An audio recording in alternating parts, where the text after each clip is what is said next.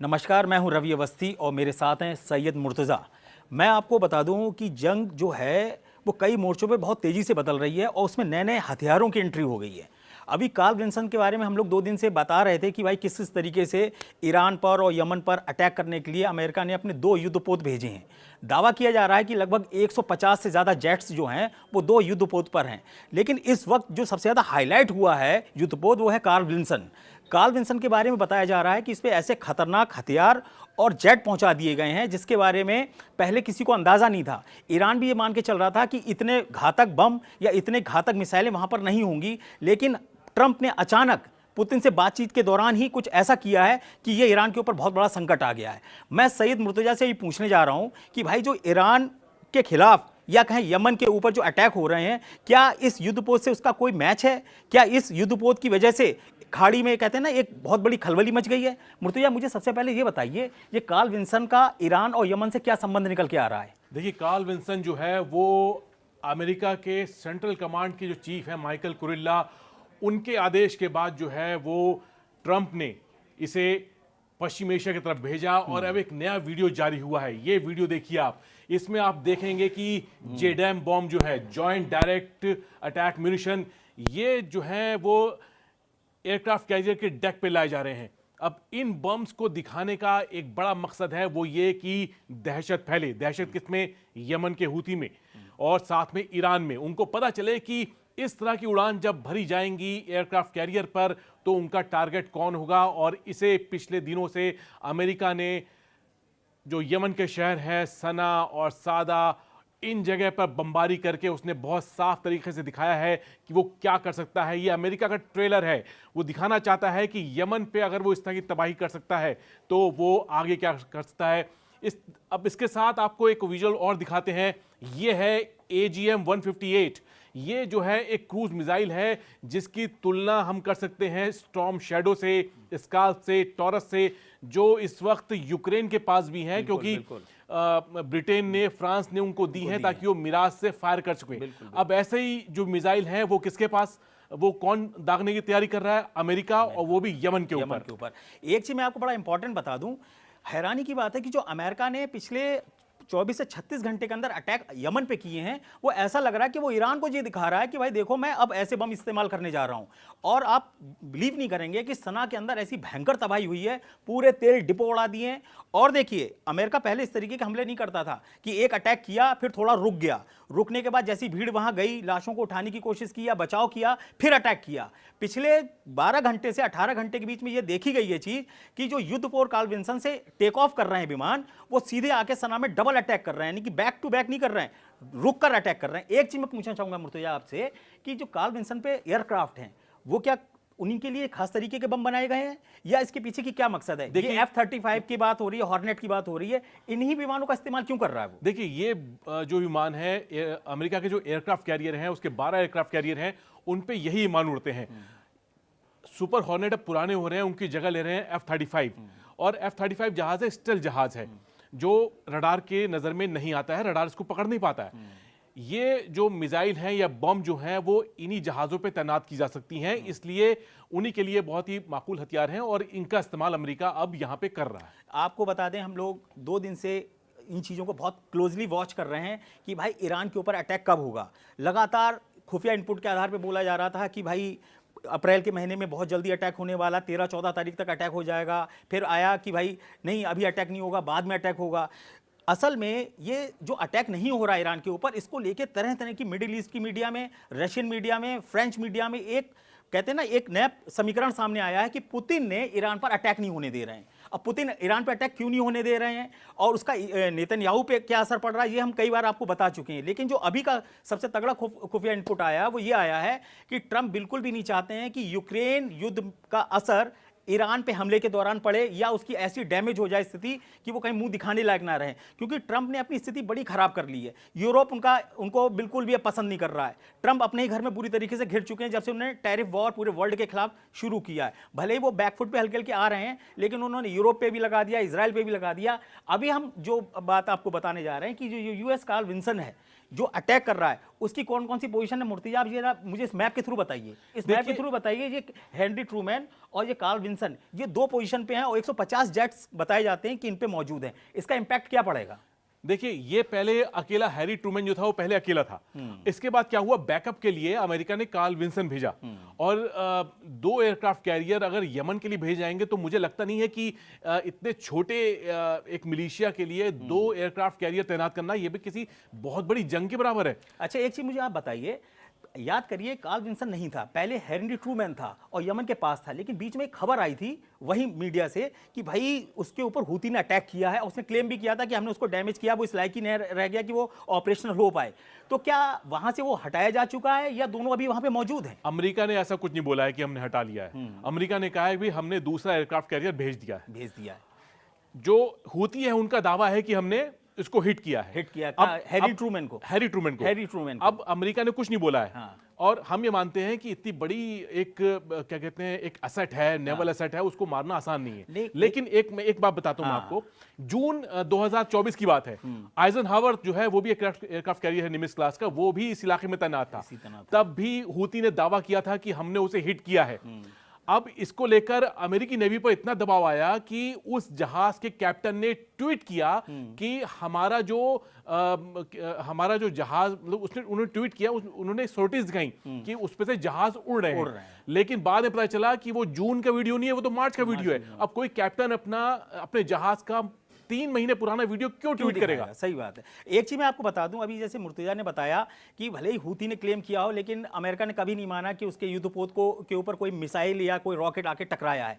लेकिन आपको बताएं, अभी करीब 15 या 16 घंटे पहले अमेरिकन मीडिया में एक छोटी सी खबर छपी और उसमें हल्के से क्लेम किया गया कि भाई चीन सुधर जाओ, तुम हूती की मदद कर रहे हो, तुम्हारे सैटेलाइट के और तुम्हारी खुफिया नेटवर्क का इस्तेमाल हूती हमारे ऊपर अटैक करने को कर रहा है। तो हम अगर ये मान के भी चल सकते हैं कि हो सकता है कि युद्धपोत को बहुत बड़ा नुकसान ना हुआ हो, कम से कम मिसाइल जरूर टकराई होगी, वरना हूती कभी इस तरीके के कहते नहीं धोखेबाजी या गलत बयानबाजी नहीं करता है, वो बहुत ही ठोक ठाक के अच्छे से करता है। लेकिन ये आसान नहीं है। मैं आपको बता दूं, एक अमेरिका का जो बैटल ग्रुप होता है वो क्या क्या लेके चलता है। हाँ। हम सुपर कैरियर देख रहे हैं यहाँ पर, ये निमिट्ज क्लास का कैरियर है। अब हम इसके साथ हम कौन कौन से शिप्स हैं, एक मिसाइल क्रूजर है जो तिकोंदेरवा क्लास का होगा, बिल्कुल। एक डिस्ट्रॉयर है जो आर्लकबर्ग, और ऐसे एक नहीं कम से कम 2 से 3 ऐसे डिस्ट्रॉयर होते हैं। साथ में एक परमाणु पनडुब्बी चल रही होती है और उस पे कौन है, F-35 जैसी जेट। तो ये बहुत बड़ी पावर प्रोजेक्शन हमसे कहते हैं।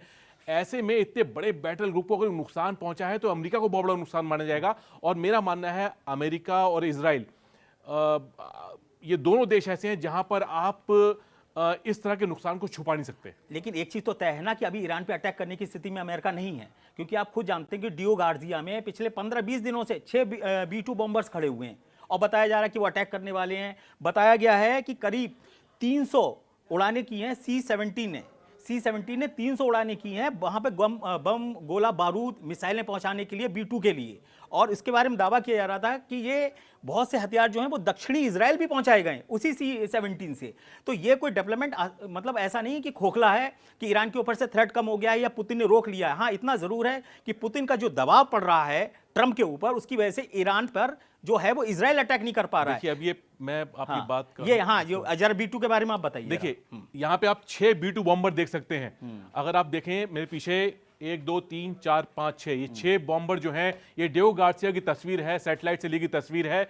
और ये अप्रैल की शुरुआत में ही तस्वीर ली गई थी और तब ये बताया गया था कि B-2 बॉम्बर जो अमेरिका का स्टेल्थ बॉम्बर है वो यहाँ पर तैनात कर दिया गया है। अब इस बॉम्बर की खासियत यह है कि ये दुनिया का सबसे बड़ा बंकर बस्टर जो बॉम्ब है GBU-57 वो लेकर ये चलता है और अकेला ही जहाज है जो ऑपरेशनल तरीके से इस बॉम्ब को फायर करने के लिए ही इसमें इसे तैयार किया गया है। अब ये बॉम्बर अगर यहाँ पर है तो उसे खतरा सिर्फ यमन को नहीं है, उससे खतरा ईरान को है, ईरान के परमाणु अड्डों पर है। लेकिन अमेरिका ने अभी सिर्फ दिखाने के लिए यमन पर इससे एक बार बमबारी की है और उसके बाद कोई खबर नहीं आई कि B-2 का दोबारा इस्तेमाल हुआ भी है कि नहीं। एक चीज आपको और बता दूं कि मॉस्को में तेहरान के विदेश मंत्री पुतिन जी से मिल चुके हैं, बहुत अच्छे से सारी बातें हो गई हैं और उनका चेहरा, उनकी बॉडी लैंग्वेज को देखकर साफ लग रहा था कि जो सैयद अब्बास हैं विदेश मंत्री ईरान के, वो खुश थे पुतिन से मिलने के बाद कि नहीं, हमको जो उम्मीद थी रशिया से ईरान को मदद मिलेगी वो साफ साफ उन्होंने बता दिया, बिल्कुल टेंशन लेने की जरूरत नहीं है।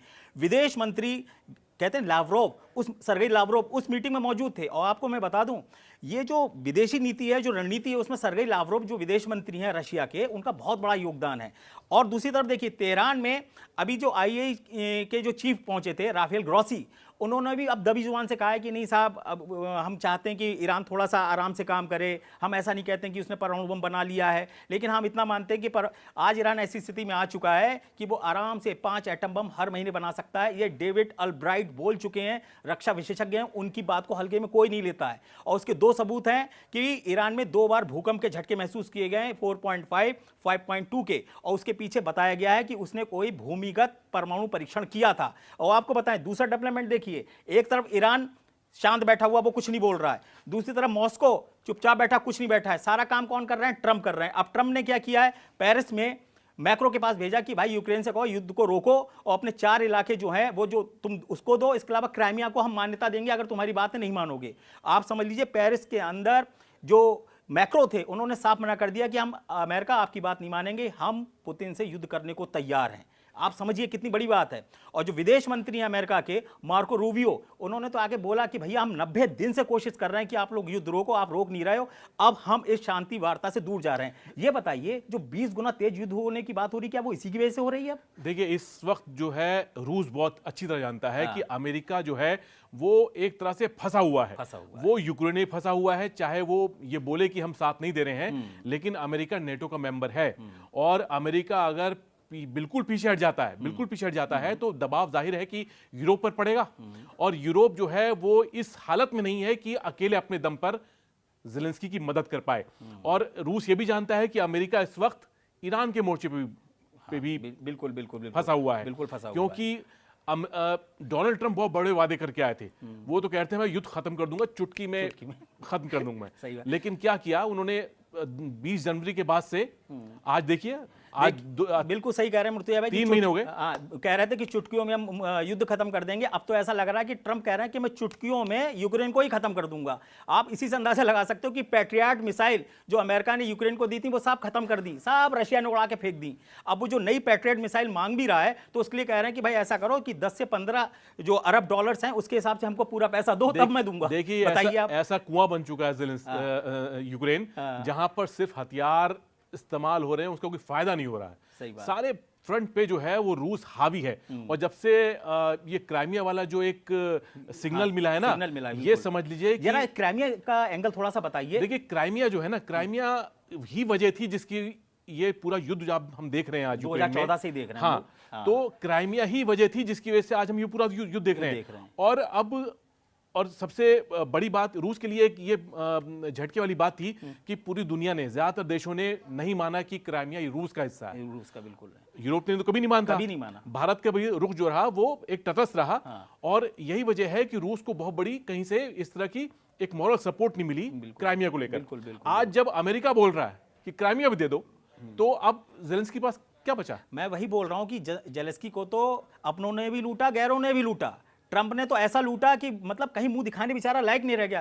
पहले वॉशिंगटन में उनको भरी मीडिया के सामने जलील कर दिया ट्रंप ने, और बोल दिया कि तुम तो 7 दिन के अंदर हार जाओगे। अरे अब वो बोल रहा है कि सर आप 7 कह रहे हो, पुतिन तो 3 ही दिन में मुझे हरा रहे थे, आप तो 7 दिन की बात कर रहे हो, हम तो वैसे ही लुटे पिटे, हमें तो बचाओ। लेकिन कुछ नहीं हुआ। ट्रंप ने 2-2 कह दिया है कि भैया तुम अपने से 20 गुना बड़े दुश्मन से लड़ रहे हो। उन्होंने बताया कि यूक्रेन के मुकाबले जो रशिया है वो 20 गुना ताकतवर है। और ट्रंप ने बोला कि जब तुम्हें पता है कि सामने वाला 20 गुना ताकतवर दुश्मन है, तो उससे लड़ क्यों रहे हो? और अगर लड़ रहे हो तो फिर पूरी दुनिया से मिसाइलें क्यों मांग रहे हो? और तुम्हें पूरी दुनिया जो है वो लड़ने के लिए मिसाइलें क्यों देगी?